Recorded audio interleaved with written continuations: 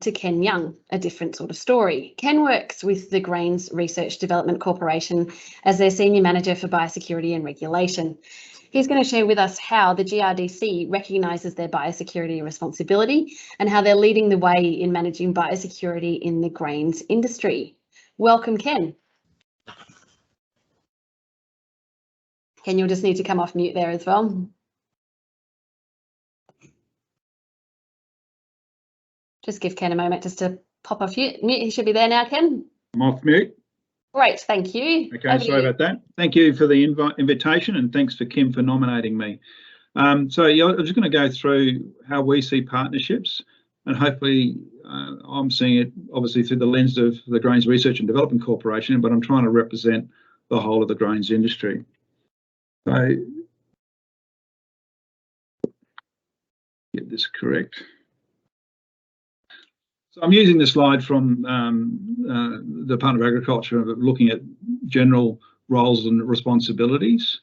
And so if we look in the circles coming in, it's both the light blue and the yellow bands there. So leadership and coordination, awareness and information, research capacity and building, and on the ground work is where the grains industry fit.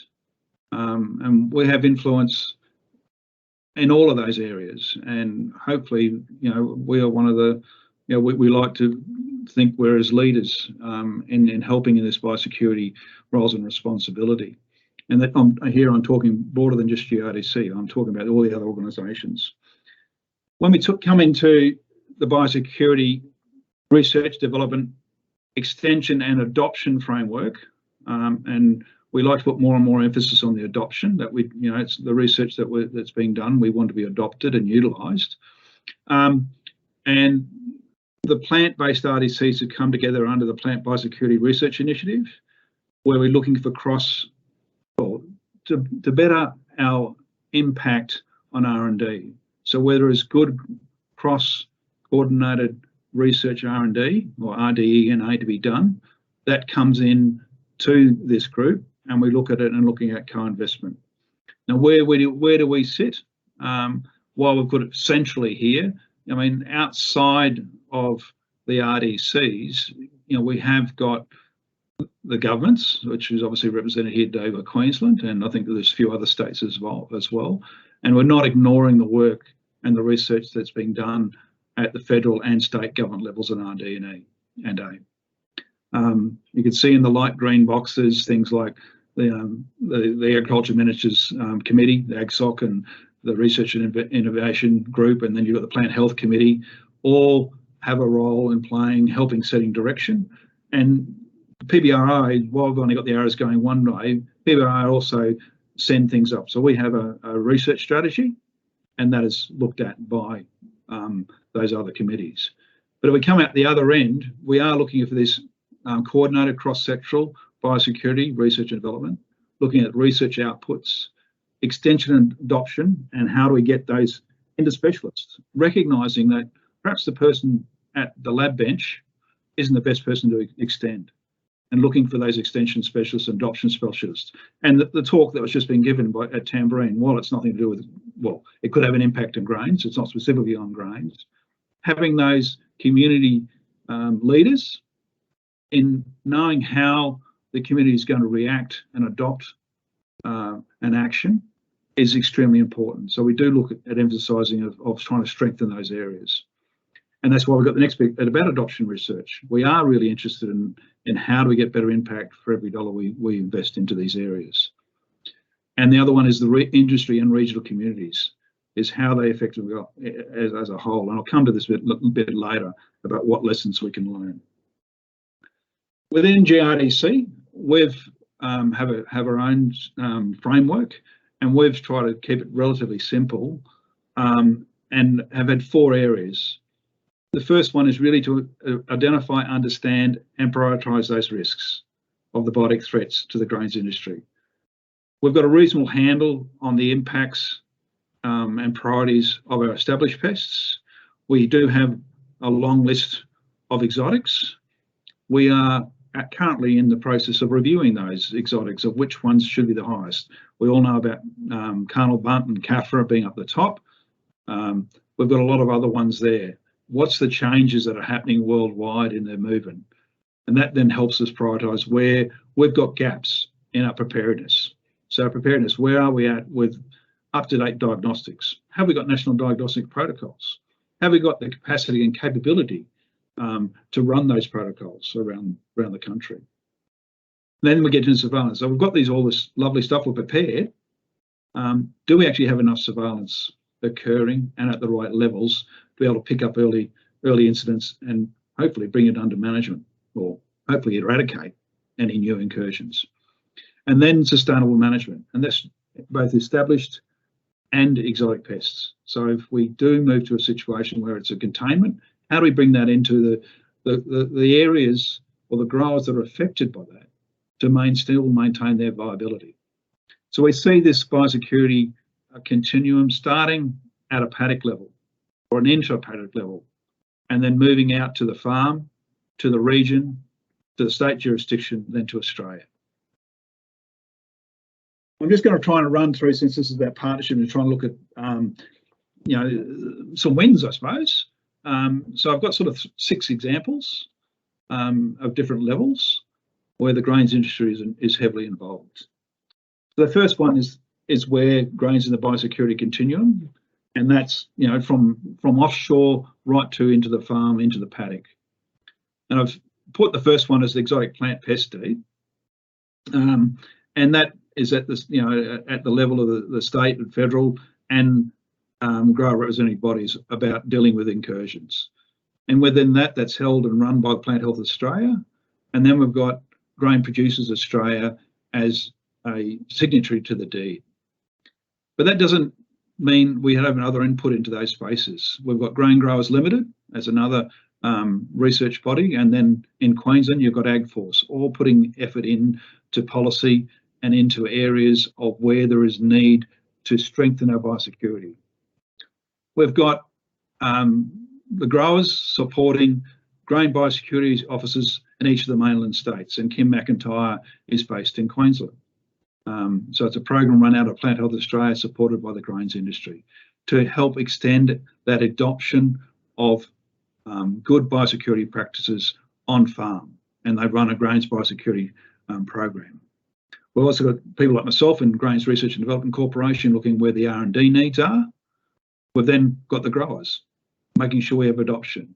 And part of that also then sees what's our consumers. As most of our grains are exported, we need to consider what our international markets are and how they also target the biosecurity concerns. So it's not just stopping things coming in, it's also showing we've got area of freedom to our markets, that we are a good place to trade. And the reason you want to take our grain is it is good and healthy for you, and it doesn't bring any risks to their communities.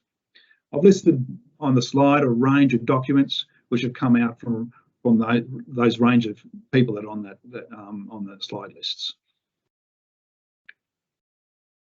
Another example, this is one that's come out of PBRI, so Plant Biosecurity Research Initiative, and also with huge support from the Rural R&D for Profit program run by the Department of Agriculture and Water and Energy.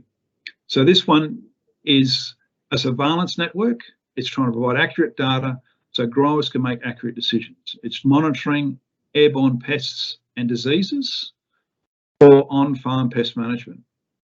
Now, the basis of this is if we can get a good monitoring system based on established pests, we can then have a good commercial basis for those monitoring sites to be continually invested in. So bringing value straight away to the grower to make informed decisions on a day-to-day basis on established pests. In the meantime, these sampling areas are also having samples for possible exotics. So it's trying to kill 2 birds with 1 stone, trying to find immediate value for the grower, but also trying to protect the grower from any possible incursions. So I've just given some examples there. Sites we've a range of sites in South Australia, Cairns and Western Australia. We've got a current site in Lockyer Valley, and the sampling there could ultimately be immediately used, while we may not have the molecular diagnostics for it, but the morphological diagnostics that the samplers will pick up things like serpentine leaf miner. So even when you've got an incursion, these samplers can be used to help delineate where these incursions have moved out to. Within diagnostics, we're doing a lot of high throughput molecular and morphological identification, predominantly done in South Australia. We're getting next generation sequences for identification of both diseases and insects. And that's both by being next generation sequences, we can go for what we do know and also find spikes of unknown. Therefore, they can go search and find out what is that unknown, whether it's a native or whether it's an exotic. In the program, we're modernising current diagnostics for the sugarcane pathogens, and that's been run by the Sugar Research Australia. University of Queensland and Qld DAF, sorry, I should have Qld DAF there, are looking preparedness for exotics in the cotton. And again, an interesting little side project is looking next generation sequencing, is looking at if we can do that of the gut contents of an insect. So by pulling that gut's contents out to find out what they've been feeding on, again, it gives us a range of what the host species of that insect may be, and then it'll help us, again, target surveillance. Another project pulled out of the cross RDCs, so the Plant Biosecurity Research Initiative, and again, support from the Rural R&D for Profit, is boosting diagnostics. Now, we've got 3 areas within that program: boosting the capacity, diagnostic capacity, enhancing diagnostic tools, and triage and industry readiness. And some of the examples that we've already done in training, we've got PhDs, and currently we've got 8 PhDs and got 3 postdocs in training, trying to look at strengthening our capacity, but also building resilience into the industry. We've got a range of extension that's occurred already in Tasmania, South Australia, and Adelaide. I've been doing some work. We've got some more work coming up across the country, including in Queensland and Atherton and Central Queensland regions coming through. We're looking at having proficiency testing across our labs about the national diagnostic protocols. We're developing in-field diagnostics with LAMP and Minion. We've improved our voucher of specimens, especially with native psyllids and nematodes and fusarium. We're finishing off NDPs, national diagnostic protocols, in termites, in nematodes, and xanthomonas. So these are all the things that's happening within that program and providing a strengthening of our biosecurity, not just for the grains industry, but across grains, horticulture, viticulture, cotton, and sugar. More specifically, a bit more where I've had a bit more hands-on work is responding to fall armyworm. Again, Queensland being a forerunner in the management of that, and the great work that Queensland government has done in the surveillance of fall armyworm and starting to look at the management. So here I've got to call out the great work that Qld DAF have been doing through the leadership of Melina Miles. Early on, we had actually out to tender at the time of the incursion of fall armyworm is to have a continuity plan. And so we got there as soon as we could afterwards to give growers an understanding of what the impact of fall armyworm will be across Australia and what options they do have to manage it. The first thing we did was look at the minor use permits. We had some on the shelf which we could bring on and bring available to growers to be able to manage this straight away. We looked at the genetic characterizations and resistance status of fall armyworm. We know from where it is overseas, it is resistant to a range of insecticides. By understanding its genetic characterization, also indicates what type of hybridization is occurring, what movement of fall armyworm is around the world. And that work has been, in that work, we've had co-investment by the agricultural chemical companies. We've had co-investment by the Australian Centre for ACR, Australian National Agricultural Research. So it's been a great collaborative research work being undertaken. We've produced podcasts, the 7 podcasts about fall armyworm, the experiences from overseas, especially in North America. We've got work going on natural predators. How do we enhance those? How do we use those better? And we're now looking at how do we bring all this together for an area-wide management. So how do we control fall armyworms, say, in the whole of the Burdekin region? So it's not just looking at the corn and the maize, it's how it affects the sorghum, how does it affect the tomatoes, how's it affecting the sugarcane? How do we get area-wide management going on? So that's the current step we're looking for. And again, we're in close contact with Queensland Department of Agriculture and Fisheries in this space. We've had a long-standing relationship with Qld DAF in surveillance of diseases and pests, especially, this protocol here is specifically the endemic and exotic diseases across the northern region of the Australian grains belt. So the northern region is southern. It starts at New South Wales, Victorian border, and finishes in Queensland, finishes in central Queensland. So through our co-investment with Qld DAF, we are providing that surveillance, looking at the changes in what diseases and their impact on crops are. We're providing diagnostic support to growers, and we're training personnel in able to bring up these specialists in understanding the high priority exotic grain pathogens. You know, people like Lisa Kelly, Murray Sharman, Lysel, and a few others there are leading the way in helping our diagnostics and helping our grain growers. More recently, and Queensland's right on the forefront of this at the moment, is the amount of incidents we're having with Caffra beetle coming in as a hitchhiker pest. So while it can come in on thawed grain products and other stored products like nuts, we're getting more and more incidents of being found in other containers. And here's an example above is, you know, the Caffra beetle just inside cardboard. So we've had, we had an incident in Canberra with in white goods, in fridges and freezers. We've had it occurring in nappies. We've had it occurring in high chair boxes. So there's a range of things of these hitchhiker pests. So the partnership here has been that, right at the top, the door, the Department of Agriculture and Water and Energy have been really at the forefront, water and environment, sorry, have been right at the forefront and started to change of what requirements of goods coming in are and trying to reduce the risk.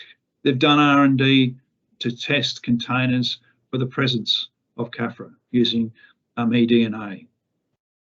At the state level, again, Qld DAF have been, or Biosecurity Queensland have been heavily involved in chasing down containers and chasing down consignments from those containers and then monitoring those sites.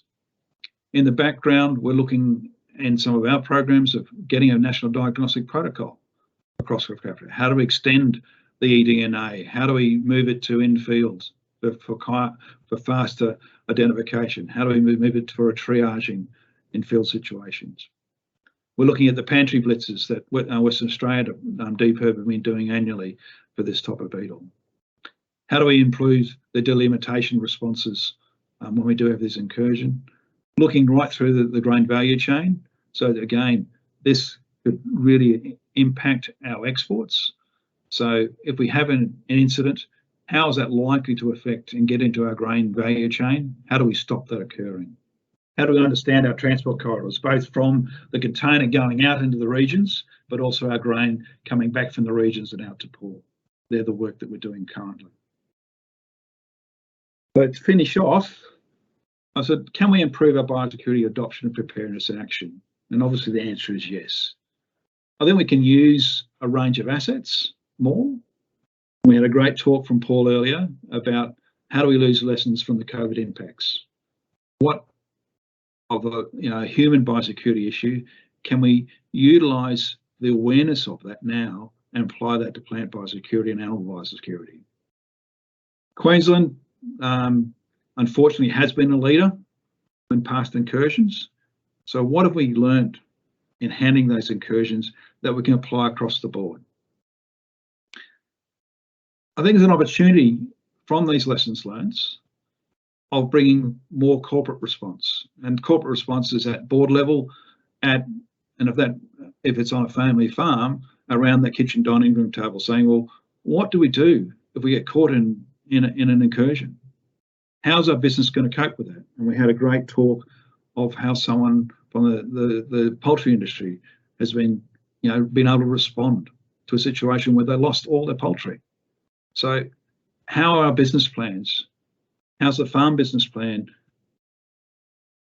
setting themselves up for this possible situations? We don't want that to occur, and hopefully we can stop that occurring, but we have to be prepared.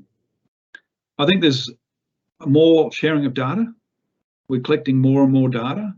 We have to find a better way of sharing it and having ability to share that, and then going to utilization of data, not trying to reinvent the wheel each time.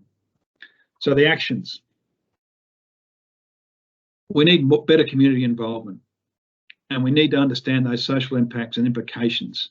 We need to be able to map those for our different communities. We've seen, the different impacts of COVID have had on a range of different communities within Australia.